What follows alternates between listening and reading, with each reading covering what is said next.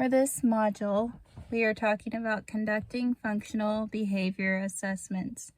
So to start, I feel like you need to get a team together. So the team can consist of the regular education teacher, a special ed teacher, the school principal, maybe the psych or just other school personnel, and then possibly a para if needed. Then after that, the teacher will operationally define the behavior. So they will make sure it's clear for everyone to see that this is the behavior that's happening and this is what they see. And they might list the behavior that they are wanting to see. There's a few assessments on that where they can define the undesired behavior and then list the target behavior that they're wanting. Then after that, the team will do indirect assessments. So basically, that means that people that have known the student that don't work directly with the student will be interviewed, and there's also going to be measurable data collection, and they might do a measurable rating scale. So some assessments that can also be done, they can do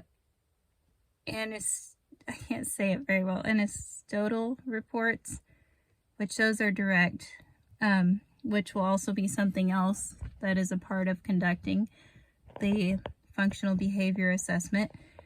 So after indirect, they will do direct, and then they will meet after that, and they will gather all the data that they got, and they will decide or hypothesize what the function of the behavior is and what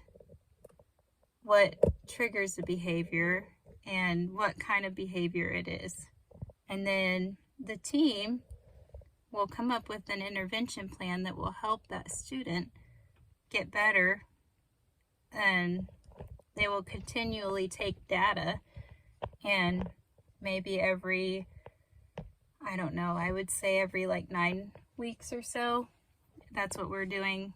I mean, I've never done these before, but this year is the first year that I've seen behavior kid interventions, and we have one that's going through one right now, and they've done what they did was they did 9 weeks of a behavior plan, and if it didn't work, then they would meet and then they would switch it up and do something different.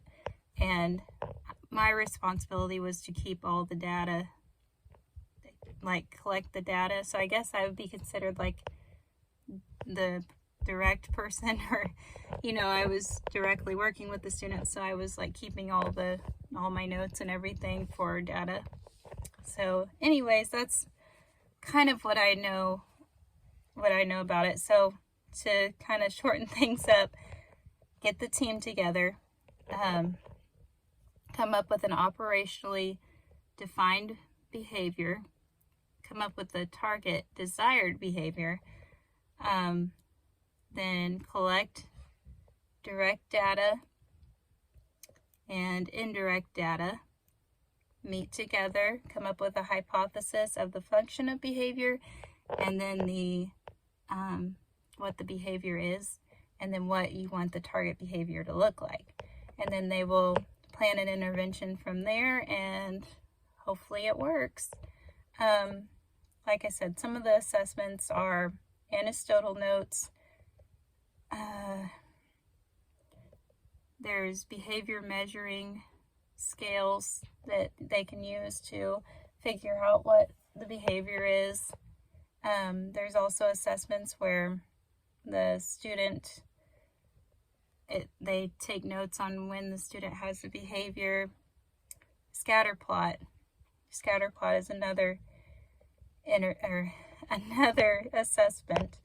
There's also interviews, and I think there's all kinds of stuff you can use for assessments, but that's my knowledge of how to conduct a functional behavior assessment.